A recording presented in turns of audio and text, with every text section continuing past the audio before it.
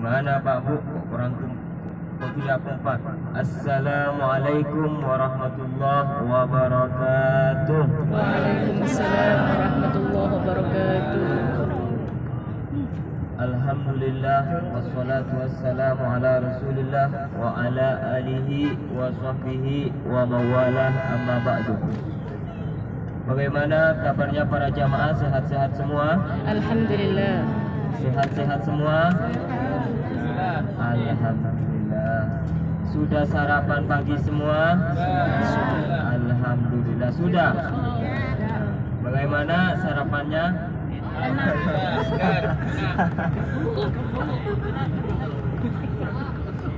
Kalau mau yang enak-enak beli di depan program kita, yaitu program Sititur, yang mana insya Allah sebentar lagi kita akan mengunjungi beberapa tempat yang ada di sekitar kota Madinah ini, yang mana tempat-tempat tersebut dijadikan sebagai tempat bersejarah karena pernah didatangi oleh Allah.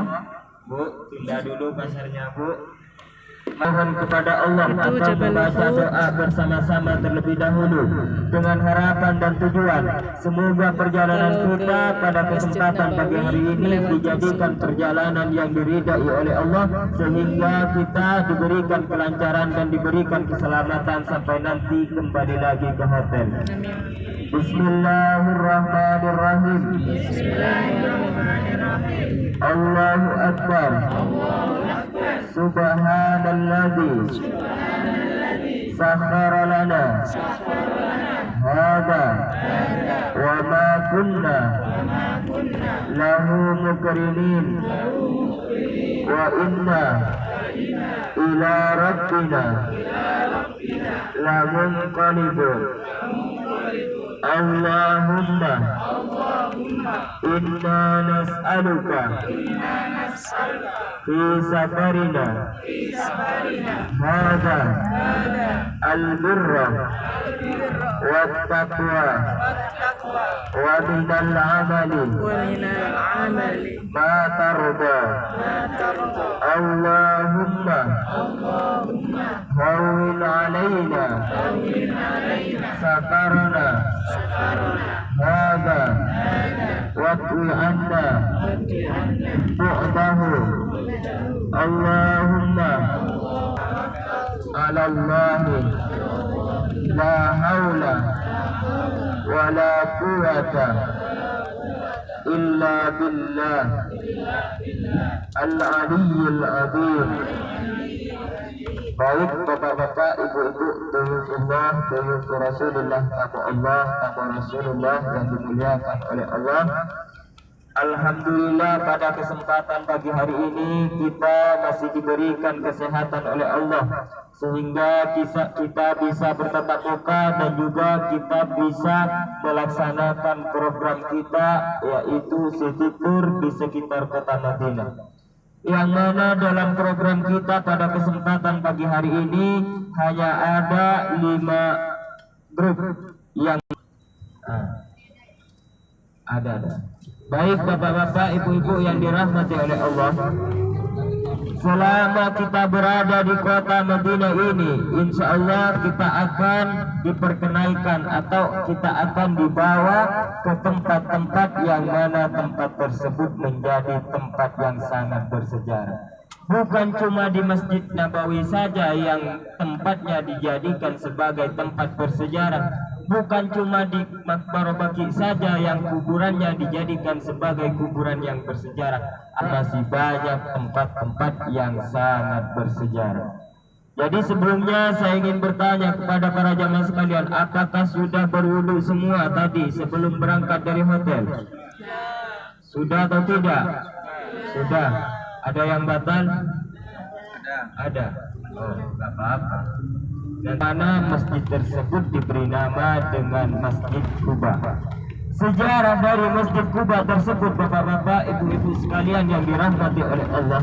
Kenapa jamaah haji ataupun jamaah umrah semuanya pada datang ke Masjid Quba? Alasannya karena Masjid Quba adalah masjid pertama yang dibangun oleh Rasulullah ketika beliau hijrah dari tahun. Beliau diperintahkan oleh Allah Subhanahu wa taala untuk pindah dari kota Mekah. Ketika beliau sudah tiba di perkampungan di masjid, yang mana masjid tersebut diberi nama dengan Masjid Quba. Pada ngantuk Pak, Bu? Jangan ngantuk dulu, agar supaya pahala yang kita dapatkan full. Karena syarat kita untuk datang ke Masjid Quba ini diuji Quba. Kalau kita misalnya pindah tempat tinggal, kira-kira apa yang pertama kali kita bangun? Pasti rumah. Tidak mungkin seseorang yang pindah tempat tinggal tiba-tiba membangun sebuah masjid, tidak mungkin. Bagaimana dengan Nabi kita, dengan manusia paling mulia yaitu Rasulullah? Ketika beliau hijrah dari kota Mekah ke kota Madinah, beliau sesampainya di kota Madinah mendirikan sebuah masjid, yang mana masjid tersebut diberi nama dengan Masjid Quba. Jadi kalau misalnya kita ditanya lebih dulu mana Masjid Nabawi atau Masjid Quba dibangun, jawabannya yaitu lebih dulu Masjid apa? Masjid Quba. Nah, perjalanan kita menuju ke Masjid Quba insya Allah cuma memerlukan waktu sekitar 10 menit karena jaraknya tidak terlalu jauh. Oleh karena itu kami sampaikan kembali kepada para jamaah agar jangan sampai ada jamaah yang tertidur. Nah, ketika Rasulullah Shallallahu Alaihi Wasallam sudah membangun Masjid Quba, di sana beliau membangun dengan jerih payah, dengan penuh keringat, yang mana pada saat pembangunan tersebut bukan cuma para sahabat yang ada di kota Madinah saja yang berbanting tulang, akan tetapi Rasulullah juga ikut membantu melaksanakan atau membangun masjid tersebut. Sehingga sampai sekarang biasanya ada yang mengatakan peletakan batu pertama akan diletakkan, dan setelah Rasulullah bersama sahabat-sahabatnya menyelesaikan pembangunan Masjid Quba, tiba-tiba beliau meninggalkan perkampungan tersebut atau masjid Quba tersebut menuju ke perkampungan yang ditempati beliau sampai akhir hayat, yaitu tepatnya di daerah Masjid Nabawi atau di Raudah. Nah, setelah Rasulullah menetap di pusat kota Madinah atau tepatnya di rumahnya yang ada di Raudah, beliau ini selalu menyempatkan waktunya untuk mendatangi Masjid Quba pada hari Sabtu. Sebelum membahas tentang Rasulullah yang selalu menyempatkan waktunya untuk datang ke Masjid Quba, karena beliau ingin dipuji oleh orang-orang Madinah, Rasulullah membangun masjid setelah beliau sampai di kota Madinah, yaitu beliau membangun masjid yaitu atas dasar ketakwaan Rasulullah kepada Allah. A'udzubillahi minasyaitonir rajim. La masjidun ussisa 'ala taqwa min awwali yaumin ahaqqu an taquma fihi rijalun yuhibbuna ayyatatahharu wallahu yuhibbul mutatahhirin. Alasan kenapa setiap kali kita datang ke Masjid Quba, kenapa kita harus berwudu dulu dari rumah? Karena Allah suka terhadap umat-umatnya, terhadap hamba-hambanya yang mensucikan diri atau yang suka bersih. Jadi kita berangkat dari rumah atau dari hotel datang ke Masjid Quba, yaitu dalam keadaan anggota tubuh kita sudah bersih. Hal yang kita dapatkan setelah kita berwudu dari rumah atau dari hotel kemudian datang ke Masjid Quba, itu disebutkan oleh Nabi, man tatahhara fi baitihi thumma ata masjid Quba fa shalli fihi rak'ataini kana lahu ka ajri umratin.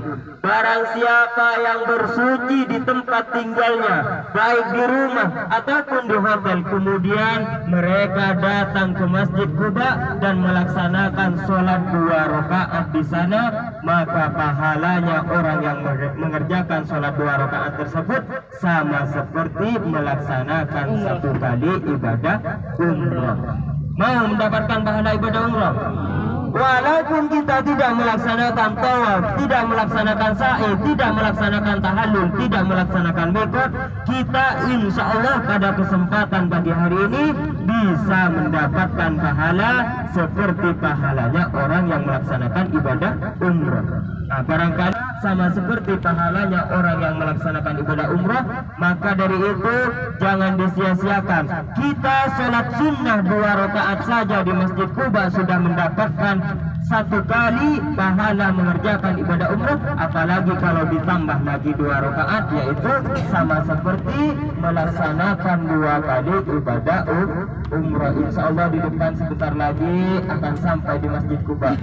Jadi ingat, kalau mau mendapatkan pahala seperti pahalanya orang yang melaksanakan ibadah umrah, maka laksanakanlah sholat nanti di Masjid Quba. Kita bisa melaksanakan sholat apa saja di sana. Yang pertama, setelah sampai di sana, sebelum kita duduk, kita laksanakan sholat apa? Tahiyatul masjid. Sholat tahiyatul masjid. Kemudian 2 rakaat sholat sunnah tahiyatul masjid. Setelah itu insya Allah kita sudah mendapatkan pahala 1 kali mengerjakan ibadah umrah. Kemudian kita bangkit kembali dari duduk kita. Raut muka kayaknya ada jamaah yang belum siap kayaknya. Masa banyak yang tertidur. Sekarang kita sudah sampai di Masjid Quba, di area Masjid Quba. Jadi yang terpenting jangan laksanakan sholat subuh dicampur dengan sholat duha di sini. Sekarang sudah waktunya sholat duha. Jadi bapak-bapak, ibu-ibu, sebentar lagi bapak supir akan mengambil tempat parkiran. Nah, inilah salah satu konsekuensi yang harus kita hadapi. Kalau warahmatullahi wabarakatuh.